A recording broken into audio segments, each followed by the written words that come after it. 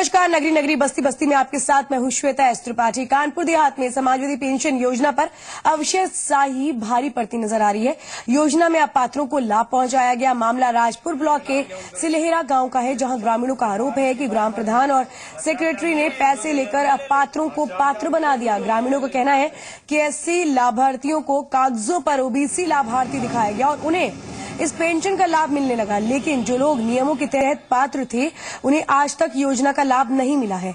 यह हाल किसी एक गांव का नहीं है, बल्कि कमोबेश लगभग सभी गांव का यह हाल है। कई गांव में तो ग्राम प्रधान और सेक्रेटरी सिर्फ फोन पर जांच पड़ताल की खानापूर्ति महज करते हैं और अपात्रों को लाभ पहुंचाते हैं, तो वहीं सीडीओ मामले की जांच की बात कह रहे हैं। तो सब कुछ सामने है। देखिए किस तरह से नियम कानूनों की धज्जियां उड़ रही हैं, लेकिन अभी भी कहा जा रहा है नहीं, जांच की जाएगी। अब सवाल ये उठता है, जब अपात्रों को इस तरह से फायदा पहुंचाया जा रहा है तो क्या ये जांच निष्पक्ष हो पाएगी? हमारे गांव में समाजवादी पेंशन योजना को लेकर ये प्रधान और सेक्रेटरी इन दलालों की मिली भगत से 80 लोगों को ओबीसी में दर्शा करके पेंशन दिलाई गई। इसमें प्रधान और सेक्रेटरी और गांव के कुछ दलाल भी शामिल हैं और एससी का कोटा बहुत कम है, इसलिए ओबीसी में इन लोगों को दर्शाया गया, जिससे कि इन लोगों को पेंशन मिल जाए।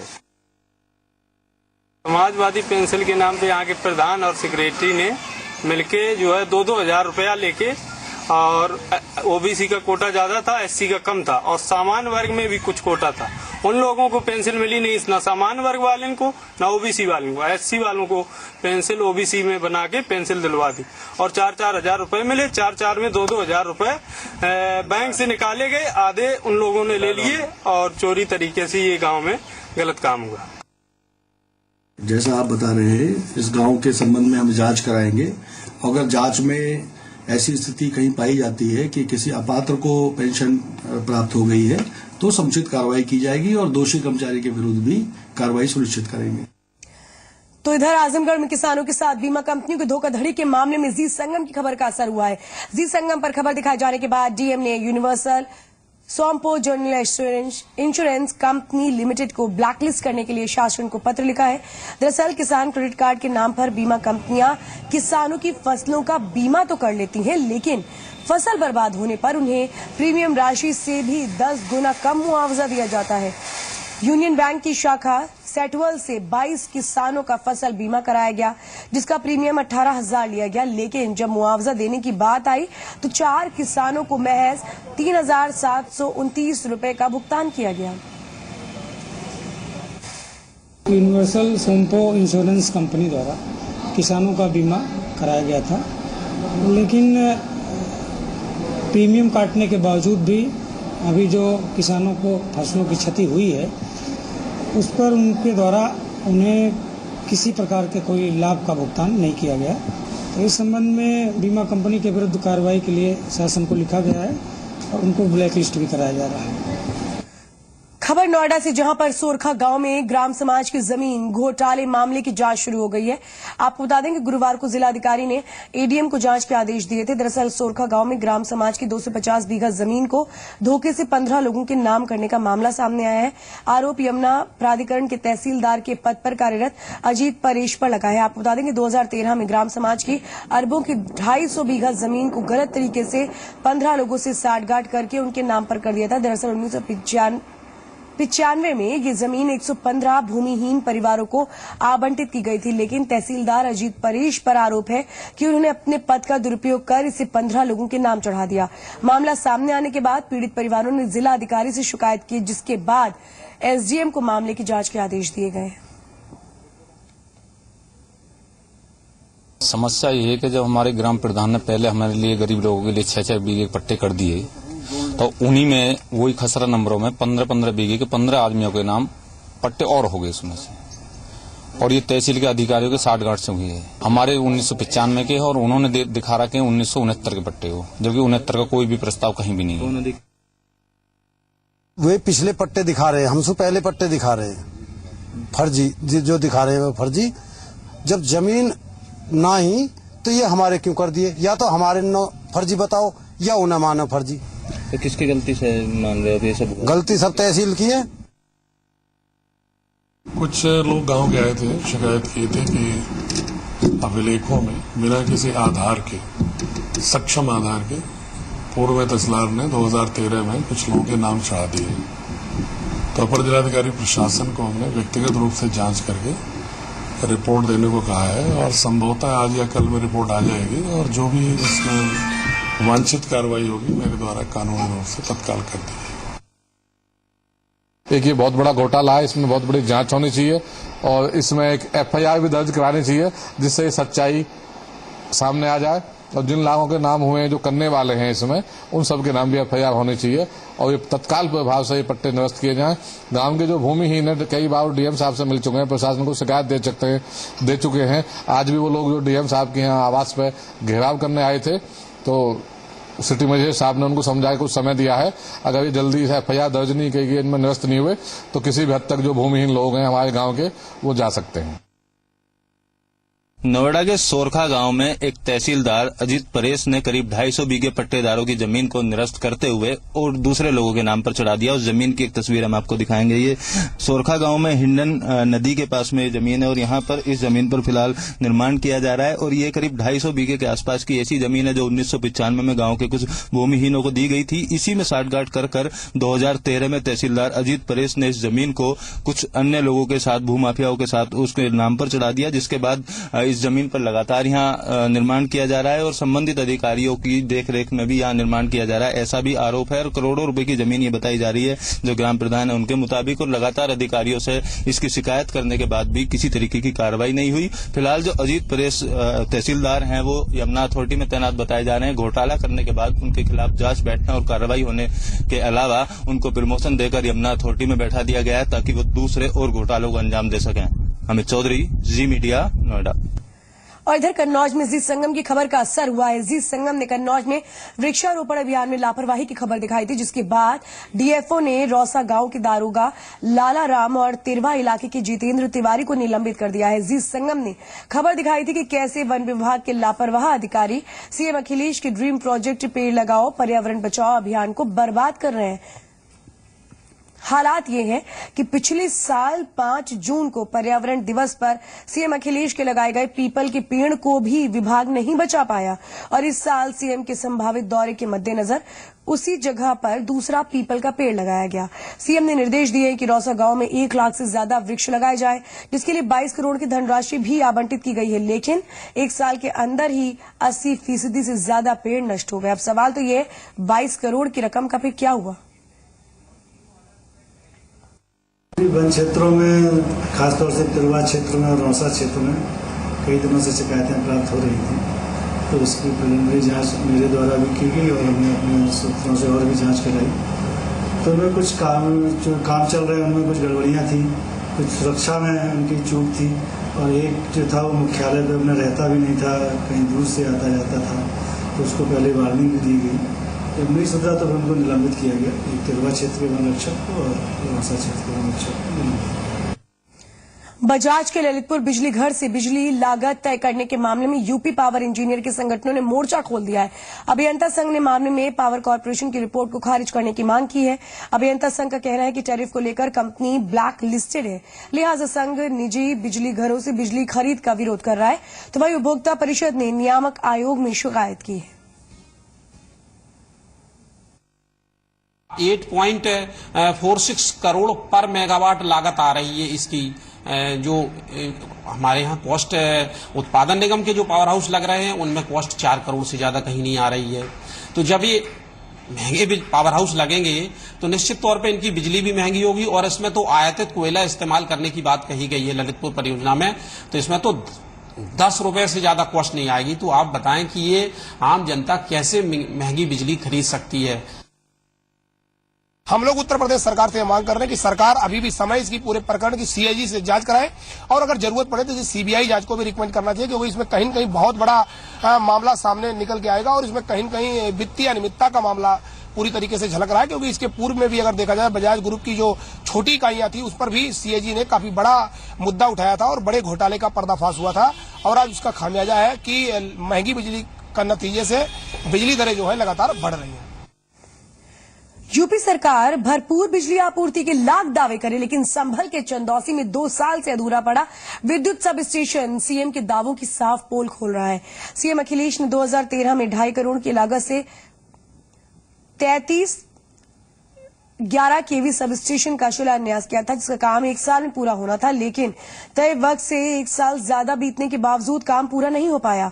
हालत यह है कि लाखों की कीमत के दर्जनों ट्रांसफार्मर पेटियों में खुले पड़े हैं। अधीक्षण अभियंता के मुताबिक कार्य में लापरवाही की डीएम से शिकायत किए जाने के बावजूद स्थितियां जस की तस हैं। बताया जा रहा है कि सब स्टेशन के कार्य का ठेका सीएम के निजी किसी नजदीकी को दिया गया है, लिहाजा बिजली विभाग और प्रशासनिक अधिकारी कार्यदायी संस्था पर कार्रवाई से बच रहे हैं। इधर चित्रकूट में बालू माफिया की दबंगई के खिलाफ 20 दिन से ग्रामीण महिलाएं और पुरुष अनशन कर रहे हैं।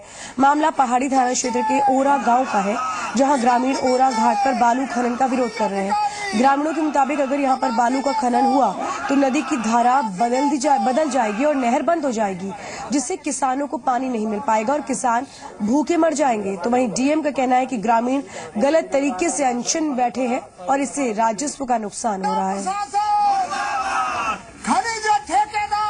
यहाँ जो है पेट के लिए बैठे हैं, हमारा नहर जो है बंद हो जाएगा अगर बालू खनन होगी, इसलिए ये बालू माफियाओं को यहाँ से भगाया जाए और ये खनन बंद किया जाए और पट्टा कैंसिल होना चाहिए। कि ये जो पंप कैनाल बना हुआ है और यहाँ जो बालू खनन हो रहा है, इसके विषय में यहाँ का पंप कैनाल से सिंचाई 10-12 गांव की लगी हुई है और उनका पेट जुड़ा हुआ है। पेट के लिए माफिया लोग पैसा दे करके अपना जबरदस्ती, जबकि पट्टा यहाँ उनका नहीं है, फिर भी खनन करा रहे हैं। तो ये मतलब हम ये चाहते हैं कि ये खनन यहाँ से नहीं होगा। इस विरोध में हम लोग अनशन में बैठे हैं, किसान लोग। और इस वक्त एक बड़ी खबर बागपत से आ रही है, और जहां पर दिल्ली पुलिस के हाथों एनकाउंटर में मारे गए मनोज वशिष्ठ के परिवार ने सीडीओ को ज्ञापन दिया और सुरक्षा की मांग की है। परिवार ने दिल्ली पुलिस से जान का खतरा भी बताया था और दिल्ली पुलिस की सुरक्षा भी लौटा दी गई थी और अब यूपी पुलिस से सुरक्षा की मांग की गई है। तो सीडीओ को मिलकर ज्ञापन सौंप दिया गया है। मनोज वशिष्ठ के परिवार ने यह ज्ञापन सौंपा है। कुलदीप जी मीडिया संवाददाता हमारे साथ है। कुलदीप, सीडीओ को ज्ञापन तो सौंप दिया गया, आश्वासन क्या मिली है? क्योंकि बात तो यहाँ पर यूपी पुलिस की सुरक्षा दी जाए, ये मांग रखी गई है। देखिए सीता, मैं बता दूं, जिस तरीके से जो मनोज वशिष्ठ का परिवार है वो कल दिल्ली पुलिस की सुरक्षा को नकार चुका था। उन्होंने कहा था कि दिल्ली पुलिस की सुरक्षा पर पूरी तरह शक है, तो इसलिए उत्तर प्रदेश की जो पुलिस है उसकी सुरक्षा चाहिए थी। उन्होंने जो यहाँ पे जो सभा हुई, इस सभा में जो पूर्व मंत्री है साहब सिंह पहुंचे और जिला पंचायत अध्यक्ष योगेश धामा भी पहुंचे थे, कुछ और लोग भी थे। पहले पंचायत की गई, तो उसके बाद जो मौके पर जहाँ पंचायत की जाए थी वहीं पर सीडीओ पहुंचे, कलेक्टर प्रशासनिक और भी अधिकारी पहुंचे थे, पुलिस के अधिकारी भी पहुंचे थे। तो उन्होंने जो है उन्हें ज्ञापन सौंपा है। जो अधिकारियों ने आश्वासन दिया है कि जल्दी उन्हें सुरक्षा मुहैया कराई जाएगी। जी चलिए कुलदीप, पूरी जानकारी देने के लिए बहुत बहुत धन्यवाद। और वाराणसी से इस वक्त बड़ी खबर आ रही है, जहां पर काशी विश्वनाथ मंदिर ट्रस्ट के प्रमुख को पद से हटाने के मामले में इलाहाबाद हाईकोर्ट ने यूपी सरकार का आदेश निरस्त कर दिया। हाईकोर्ट ने मंदिर न्यास के अध्यक्ष आचार्य अशोक द्विवेदी की बहाली के निर्देश दे दिए हैं। तो वाराणसी के काशी विश्वनाथ मंदिर ट्रस्ट के प्रमुख को पद से हटाने के मामले में इलाहाबाद हाईकोर्ट ने यूपी सरकार का आदेश निरस्त कर दिया है। दिनेश एसजी मीडिया संवाददाता। दिनेश, क्या कुछ कहा है कोर्ट ने और किस तरीके से अशोक द्विवेदी की बहाली के निर्देश दिए गए हैं? देखिए श्वेता, कोर्ट ने बहुत छोटा सा आदेश किया है और उस आदेश में कोर्ट ने ये कहा है कि काशी विश्वनाथ मंदिर का जो अपना न्यास है, जो एक ट्रस्ट है, उसकी एक अपनी नियमावली है जो सरकार की नियमावली के साथ उसका कोई मेल नहीं है। लिहाजा सरकार को इस बात का कोई अधिकार नहीं है कि वहाँ न्यास परिषद के अध्यक्ष की खुद करे। वो अपना ट्रस्ट है और ट्रस्ट के आधार पर जो ट्रस्ट की नियमावली है उसी के आधार पर वहाँ उसके अध्यक्ष की नियुक्ति होगी और इसी के आधार पर अशोक द्विवेदी की बहाली के आदेश दिए कोर्ट ने। चलिए दिनेश, पूरी जानकारी देने के लिए बहुत बहुत धन्यवाद। मेरठ कॉलेज में छात्रों के गुटों में चल रही वर्चस्व की लड़ाई खुलकर सामने आ गई। बताया जा रहा है कि कॉलेज के छात्र संघ के अध्यक्ष दुष्यंत तोमर आज अपने कुछ साथियों के साथ कॉलेज गेट के बाहर खड़े थे और उसी दौरान बाइक सवार बदमाशों ने फायरिंग शुरू कर दी। गनीमत ये रही कि हमले में सभी बाल बच गए। इस दौरान कॉलेज में हड़कंप की स्थिति पैदा हो गई। इस हमले में घायल हुए छात्र संघ अध्यक्ष दुष्यंत तोमर का कहना है कि छात्र नेता गगन सोम ने ये हमला करवाया। दुष्यंत ने बताया कुछ दिन पहले किसी बात को लेकर गगन से कहा सुनी हुई थी, जिसके बाद ये हमला हुआ है। हमले में घायल हुए दुष्यंत का इलाज जिला अस्पताल में जारी है। आपको बता दें कि मेरठ कॉलेज के गेट से एसपी देहात का निवास महज 100 मीटर की दूरी पर है। ऐसे में मेरठ की सुरक्षा व्यवस्था पर सवाल खड़े होते हैं। छात्रों के 2 गुटों में फायरिंग की सूचना मिली है और एक छात्र को चोट भी लगी है, मगर खतरे से बाहर है, ऐसा कुछ नहीं है। और सारे जितने भी हैं उनमें मुकदमे दर्ज हैं, उनमें सब में हम लोग कार्रवाई करेंगे। ऐसा कुछ नहीं है कि पुलिस इसको रोकने में कामयाब नहीं हो पाई। अभी भैया मैं यहाँ पे शताब्दी द्वार पार्किंग में खड़ा था। यहाँ पर कुछ अज्ञात युवक आए, गगन सोम को मैं बाइफेस जानता हूँ, जिसने गोली चलाई और सीधी मेरे फायर मारी। मेरे हाथ में छर्रा लग चुका है और लगातार मैं 3-4 राउंड फायर किए। उसके यहाँ पे खोखे बरामद है और उसने मुझे जान से मारने की कोशिश करी। इधर संभल के चिंदौसी में सरकारी अस्पताल में इलाज कराने आई बुजुर्ग महिला से लूटपाट का मामला सामने आया है। जहरखुरानी गिरोह ने महिला को झांसे में लेकर पहले तो नशीला पदार्थ खिलाया और फिर बेहोश होने के बाद बुजुर्ग महिला से कानों के कुंडल और कंगन समेत 70,000 के जेवर लूट लिए। अस्पताल कर्मियों की जब बेहोश महिला पर नजर पड़ी तो उसे तुरंत भर्ती कर उपचार के लिए भेजा गया। हालत गंभीर होने पर परिजनों ने महिला को निजी अस्पताल में भर्ती करवाया, जहाँ उसकी हालत गंभीर बनी है। इसको अफीम दिया खाने में, चाय के साथ में या किसी उसके साथ में। जब मेरे पास आई थी तो उसकी कंडीशन बहुत ज़्यादा सीरियस थी, मुंह से झाग डाल रही थी, रेस्पिरेटरी डिप्रेशन था, सांस लेने में तकलीफ हो रही थी और पूरी देर बेहोशी में है। होश हालांकि इसकी सांस सही हो गई है, झाग आने कम हो गए हैं, अभी इस दवाई का नशा है, होश पूरी तरीके से नहीं है। सरकारी अस्पताल में गई थी और वहाँ जाकर जो है शुगर की जाँच कराने के लिए, और वहाँ जब काफ़ी देर तक घर पर ना पहुँची तो बच्चे को भेजा था। फिर क्या नाम मोबाइल गई थी तो जाकर उन्होंने देखा कि वहाँ बेहोश हालत में पड़ी हैं, कानों के कुंडल, हाथों के जो है चूड़ियाँ वो गायब थी और पर्स वर्स उनके पास में और जो भी कागज कागज थे अस्पताल की वो गायब।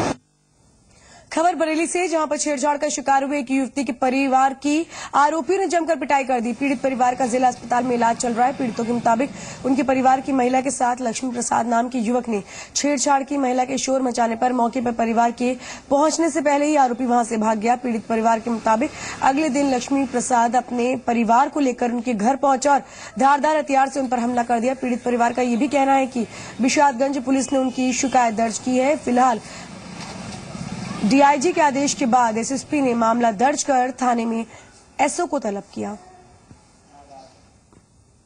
कोई बात नहीं थी। लक्ष्मी विपन ने और सूरज ने, रामाशंकर ने, संतोष ने और सूरज ने और वीरेंद्र ने और उसका लड़का अनमोल ने, ये सब मिलके ही हमारी भाभी की बेइज्जती करी थी। हमारे भाइयों को मारा था चाकू से और हथियारों से, और कृष्णदेव था, ये सब मिलके चचेरे तहेरी थे सर, इन्हें मारा। इनका पहले भी एनसीआर लिखा गया था, लेकिन दोनों पक्षों ने समझौता कर लिया था, उस आधार पर एनसीआर खत्म हो गया था। बाद में अभी 2-3 दिन पहले उन लोगों में फिर से झगड़ा हुआ, उसका दोबारा थाने में एनसीआर लिखा गया है। कल वो दोनों पार्टी यहाँ उच्च अधिकारियों के समक्ष पेश हुई थी और उनका ये कहना था कि पुलिस ने मेडिकल नहीं कराया है मेरा, जबकि पुलिस वालों का ये कहना है कि साहब ये कार्रवाई के डर से घर से चले गए थे कि पुलिस इनके यहाँ दबिश न दे, और उनका प्रॉपर मेडिकल करा दिया गया है। जो भी मेडिकल रिपोर्ट आएगी उसमें जो चोटें आएंगी उसके आधार पर उनके धाराओं में तरमीम किया जाएगा, इसकी प्रॉपर विवेचना होगी और सख्त कार्रवाई की जाएगी जो कि दोषी है।